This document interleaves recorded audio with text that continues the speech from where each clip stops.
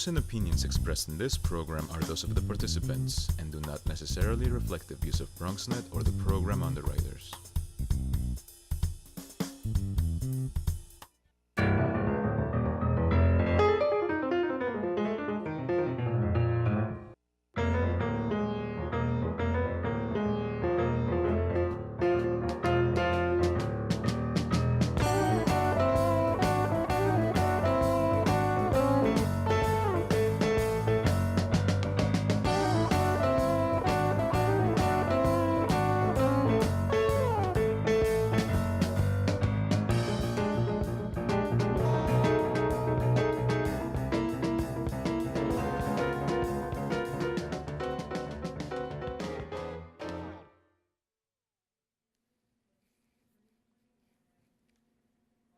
Good evening and welcome to Bronx Talk. A few weeks ago, the Bronx Borough President hosted a Bronx Tech Summit that underscored the need and importance of having technology as one of the tools in the ongoing development of the borough of the Bronx. So tonight we will pick up on that theme and talk about the opportunities and challenges involved in building Bronx technology. We will also offer you an exclusive sneak preview to the Bronx's latest technology project, and it is an Everything Bronx web portal called thisisthebronx.info. It was started by yours truly. Yes, that's right. It's my project. We will take a look at the This is the Bronx technology that I will be launching during Bronx Week on Wednesday of this week.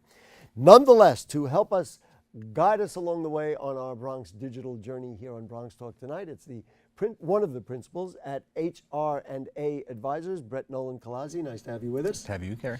And the president of Startup Box Software Services, James Chase. Nice to have you, sir. Hi. And let's start with you, Brett, and talk a little bit about HR&A Advisors. You know, we talked briefly before the show about it. My sense is if you were to look through history, we didn't have these kinds of development companies. We certainly didn't have a technology branch of a development company. So talk to me about what HR&A Advisors does, and then we're going to link it up to the concepts I was just talking about. Absolutely. Well, so HR&A Advisors is a consulting firm, and we're dedicated to the future of cities and the vitality of cities. And so I think you're right. There's 30 or 40 years ago, we probably didn't know what the future of cities were or what cities would end up looking like. But today, there's a renewed focus on creating vibrant cities. There's a renewed focus on creating strong economies in cities that are to the benefit of all residents of cities. And so our firm works on projects, usually with a focus on economics or policy or real estate, that help transform cities or make cities greater places to live. Can I just interject? So do you work exclusively, I'd love to say, oh, only in the Bronx, but I'm guessing it's not exactly in the Bronx because you use the word cities. Yeah. Tell me, just give me the scope of what you do. We're a global firm. We work all over. We're mainly in the U.S., so we're mainly in cities that are growing or cities that need help trying to regrow. I'm from the Bronx originally, so to the extent that HR&A works in the Bronx, I try to work in the Bronx. But we're headquartered in New York City, and we do a significant amount of work here. Okay, so then continue on that journey. So you do all that economic stuff and the development stuff, isn't that nice technical knowledge? And you are here to talk about a digital technology show, so I'm going to try and put the two together, and you tell me if I'm right. And that is that in this day and age, you can't talk about a functioning modern city unless you link it up with wires and not wires in digital technology. So talk about that interface and how that plays in what it is that you folks do. Absolutely, and there's sort of two elements to it. So you can't have a functioning city today without a smart city, without a city that embraces technology and finds ways for technology to improve city services, to allow engagement of the public, to basically to sort of have the nuts and bolts of the city function. But you also can't have a city without a tech economy. The tech economy sort of writ large, which includes tech companies, but also companies enabled by tech, make up a growing share of the number of jobs that exist in any major city. And New York City is one of them that has focused on the growth of technology and tech companies to make this a tech hub of the scale of Silicon Valley. That's begun to happen over the last decade. And what we're starting to see is that neighborhoods across the city are starting to see more and more tech activity. which is one of the reasons why I think we're talking about the Bronx. That's exactly right, and we will put that together and see where the Bronx is at compared to some other neighbors. But let's bring James Chase and Startup Box into the mix. So before the show, you told me that you are really, in a way, similar to what they do, but doing it from a more local angle. Talk about Startup Box. So Startup Box is a project of the Majora Carter Group Consulting Company, and we're like a smaller version, born in the Bronx, also working internationally, but really more on the leading edge. Whereas companies like HR&A have much greater bandwidth and expertise, and they can come in and take on bigger contracts usually than what we can. But in the same way that Majora Carter, who's obviously she's from the Bronx, I'm very proud of it. She And by the way, wanted to be here, but she happened to be out of town, so James. Exactly, filling in. In the same way that she used climate adaptation and green infrastructure to revitalize economically struggling parts of the Bronx in the previous 2 decades, we also look at technology and different types of obstacles that are in front of people who want to make a difference economically and remove them. So with regard to the tech sector and getting people from the Bronx into it, there's a big pile-on right now in the training sector. But as consultants, when we looked at it, we saw mostly a hiring bias problem in that about 50% of blacks and Latinos who are trained and certified in technology fields don't get hired in those fields. And so if I can just interject, so your issue, while of course you want as many people to be trained, you're saying there may be already, I don't want to say sufficient, but some already trained, but they just haven't found jobs, and that's why they're not getting the jobs and infiltrated into the industry. And haven't found jobs is a nice way of saying it. I mean, and hiring bias is a slightly less, and it's a problem that America has with race and gender and class. And so certain groups of people stick together, and maybe even less qualified white guys can get ahead of more qualified women and minorities. And we see that happening in most fields. With regard to technology, the problem that we saw rests in how easy it is to offshore jobs to cheaper labor areas, because your product is not that hard to move. You press a button and it's in You can Eastern be Europe. anywhere, Exactly. And so where we saw an opening for the skill level that we found an abundance of in the Bronx, we don't do any real training. We pretty much pick up people who are overqualified for the jobs that we do. Were those jobs in the entertainment and other sectors that have heavy UX, user experience dependent products. A lot of new products that are coming out that want to get more users, less uninstalls, fewer poor App Store reviews. So you found people who can do these things, and you work as a talent agency, so to speak, or as kind of a feeder? One step back from a talent agency. So what we are is a B2B. We service software companies in usually Dumbo and Lower Manhattan with teams of people that as individuals, our people probably would never get jobs on their own if they just knocked on the door. Talk to me about some of the particulars. You have people who do quality assurance, and so explain to me how some of that works, how many young people, and I'm assuming they're young people, you deal with, and kind of give me the scope of the mechanics of how it works. With regard to Startup Box, we've got less than 10 people full-time and then a bench that we can expand. One problem, our company is owned by a black woman. They have statistically harder time getting capitalized to really expand the team, and that has been a struggle for us, is to get a good sales team out there, knock on a lot of doors. The typical client. To knock on doors to find more talent? To find more clients. More clients, people who will hire the kids. We've got a list of talent a mile long, but we don't have the hours to build right now. I have to interject, because I am, I can't even believe I'm saying it, because people who on BronxTalk know me for all these years of doing this, but I am kind of a newbie in the technology business. And in my moving around the Bronx to try and find young talent, I have found, like you did, and I guess like there really is a lot of young talent. And I've been sorting through who can be part of our project, et cetera, et cetera.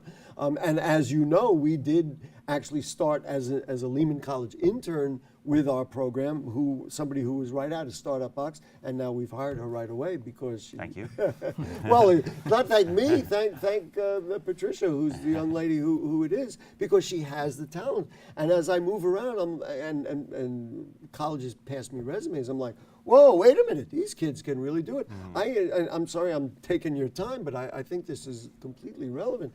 I interviewed a couple of young people, a couple of Bronx college students who had incredible resumes. And what were they doing? They were, like when they were working, they were delivering Chinese food or doing that. And I have tremendous respect for that because they were doing whatever they can to make a living. But I was looking, my goodness, how qualified you are. So anyway, that's my long-winded way of backing up what you're saying. Yeah, it's pretty difficult to digest sometimes when you see it. And what we pay is not a lot better than what they're going to be making at some of these jobs, but that you mentioned, some of these jobs that are not tech related. Right. So in terms of Because wages, you're just a startup. we're not. Is it a not-for-profit? No, it's No, not. It's no. an LLC, but our strength and the reason why we can attract talent is because when you come to work for Startup Box, you are in the door of a dozen of our client companies, and so you're building peer-to-peer relationships with all of them. And for a young person looking to get into this business, well, what could be better, and certainly who could be more supportive, frankly, than people who are completely committed. What I want to do, we have a video that came, we just took an excerpt off of your a promotional video, I guess, that's on YouTube and on your website, and you can see the young people telling who they are, what their experience is, and then what they end up getting as a result. So we're going to take about a minute and let's take a look at this from Startup Box. I did A++ certification and then I had Cisco networking training. It actually didn't result in any kind of tech employment. I was in there pretty much doing computer science for the first semester. I went to college for multimedia programming. I know how to use Photoshop, Illustrator, Dreamweaver. I even did a little bit of game design for Flash. I studied multimedia programming, and then after that, I went to First to get A+ and Net+ certified. And after trying to recover from a gunshot, it was a lot harder getting back into the workforce. Going out to look for jobs with the training that I have was very difficult because I didn't have the experience needed, and I was often looked over. It got me to Kmart, doing retail. I was doing retail there for a while, stocking shelves.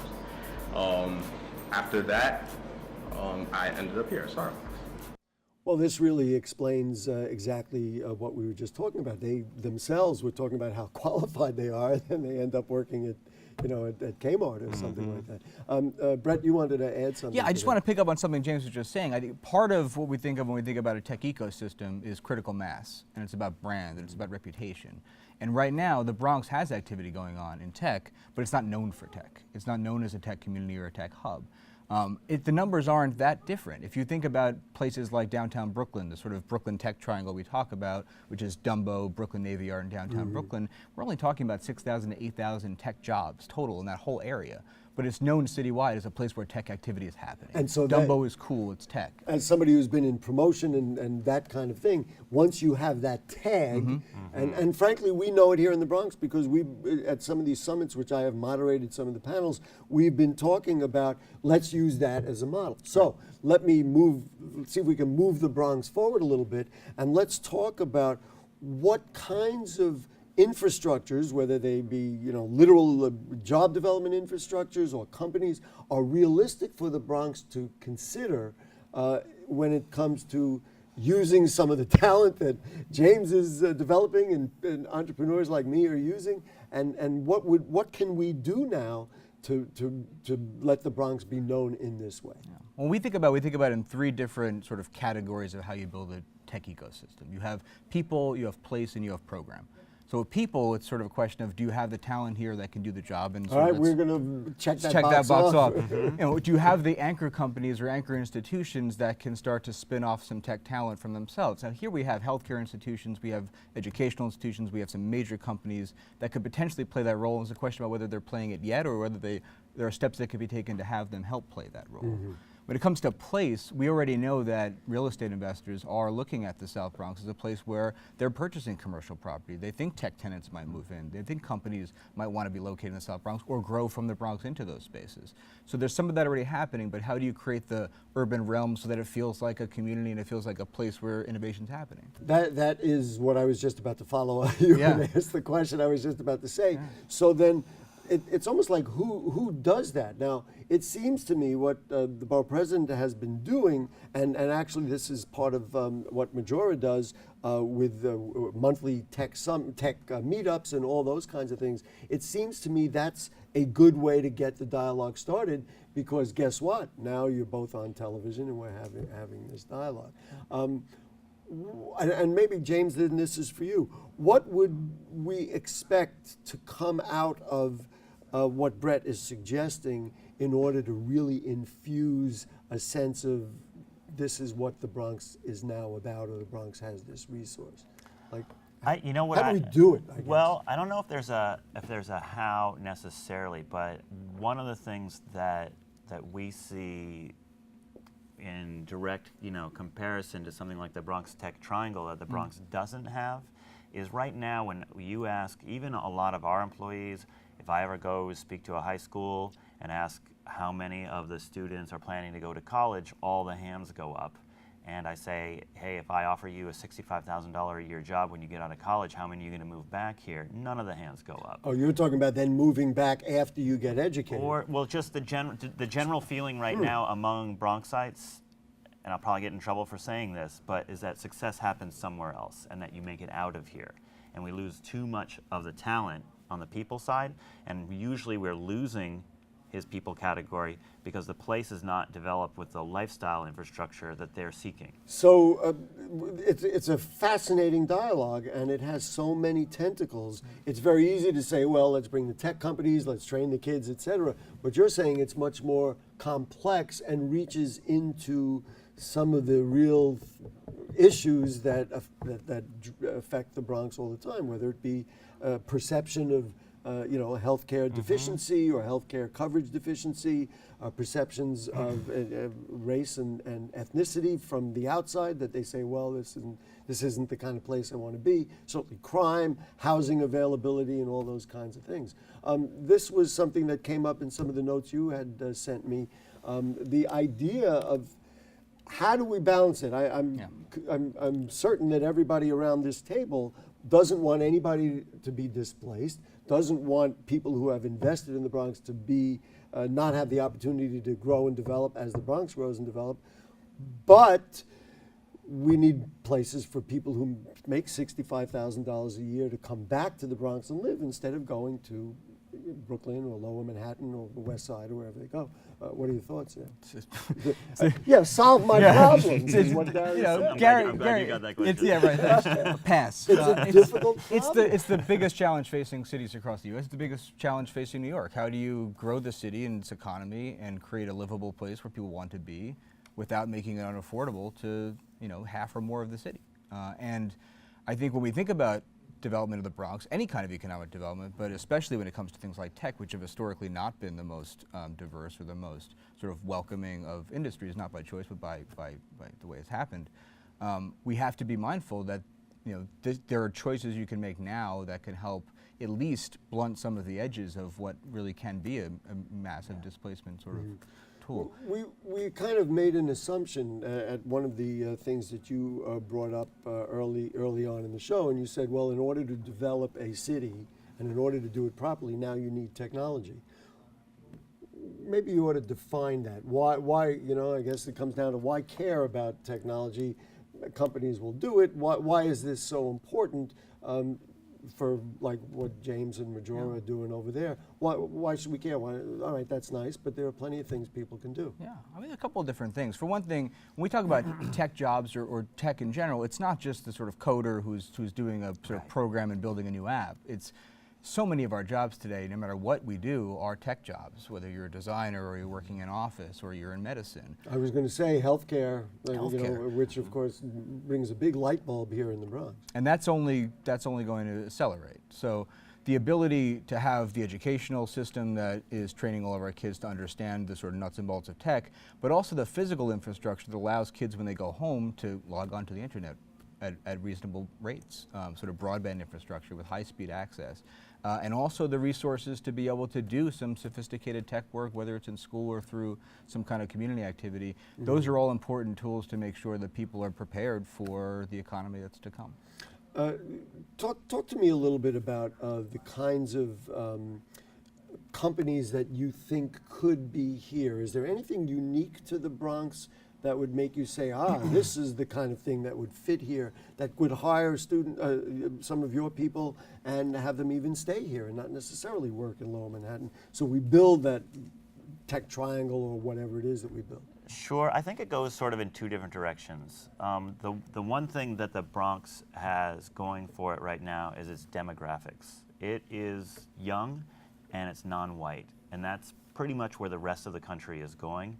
As the greatest generation sort of moves off, everybody that's replacing them is a completely different market than who our economy has pretty much prepared traditionally been serving. Pointed Yes. towards. Okay. So, and then the numbers bear this out. You're not like making this up, right. of course. And then the added benefit is this is New York City. This is an international city. There is a lot of capital. There's a lot of pressure. There's a lot of creativity that is consistently emerging from areas like this. And so channeling that into digital products and services that people actually have a use for, in other words, not just solving first world problems, but Right. solving a lot of other problems, is something that there's a huge potential for here. What I want to do is use myself as an example of using technology to help the Bronx do better, and so we're going to take a couple moments, and your comments would be useful. So I have been working at creating a web portal, which will be a website, and ultimately with all the social media outreaches and everything. I'm learning all about this, folks, because I've been a TV guy all this time. It's called thisisthebronx.info. We can put the logo up there, and people can, this is actually a sneak preview. We are going to debut this thing on Wednesday at the Bronx Co-work Space. You can see how clever the logo and the design created by a young man from Castle Hill Avenue, and his name is Alex Betancourt, and he's done all the design in this. So that's what the logo looks like, and let's put up the next pictures. This is the first time it's ever been on TV. You can see exactly what the website will look like. Go ahead, Lindsay, let's get it up on the screen. Do we have it? There we go. Well, that's actually the bottom. We're supposed to show the top first, if you would be so kind. I don't know what happened there. Well, so that's the bottom. Technology. There it is. That's right, technology. There's the home page. And then you get to see what, on the left side where that crowd looks, that's where there will be a Bronx news feed. You can see there are places for businesses, Bronx businesses and other business. Leave it up there, please. Let's not lose that. Please, let's put it back up there. I don't know why we're losing it. There we go. You can see there are spaces there for Bronx businesses to develop. On the right side, those little arrows, that will be a future set of links for families and for healthcare and for all those kinds of things. Below it will be a Bronx calendar so that people will be able to post their events. That stripe of photos will allow people to upload their favorite Bronx photos, their favorite Bronx artwork. And now we can go to the next picture and look at the bottom of that page as you were to scroll up. And this is what we're going to debut on Wednesday. Arts and culture are there. And there's also tourism. You'll see a link for restaurants and Bronx media. On the right, you can see Gary's Corner, so you can learn a little bit more about me. But that's what we're working on, and I will tell you and I think both of you guys understand this. I have found, aside from the specifics, that there is a certain patriotism in the Bronx right now. That when I go to Soundview, or if I go up to Kingsbridge, or if I go over to Belmont, or over to Burnside Avenue, or out to the East Bronx or Williamsbridge, every neighborhood is saying, this is my home. This is the Bronx. And for the first time, we will look at the Bronx on the web and in digital media as if it's its own country. What do you think? You're nodding yes. You like the idea? I think, forming community and creating places where people can share ideas and meet each other and have organic experiences is such an important part to any community, but in particular the tech community, which relies on entrepreneurship and relies on sort of partnerships that happen very much just sort of on a whim, informally. And so creating those, whether they're in person or they're virtual, or sort of Bronx Tech Meetup that James and Majora work on, the ability to do that is just creating and sort of setting the stage for more and more ideas to flow into real what I have learned, I mean, I've obviously done this media. What I have learned is that it's an incredibly effective media if you use it right, and I'm learning how to do it.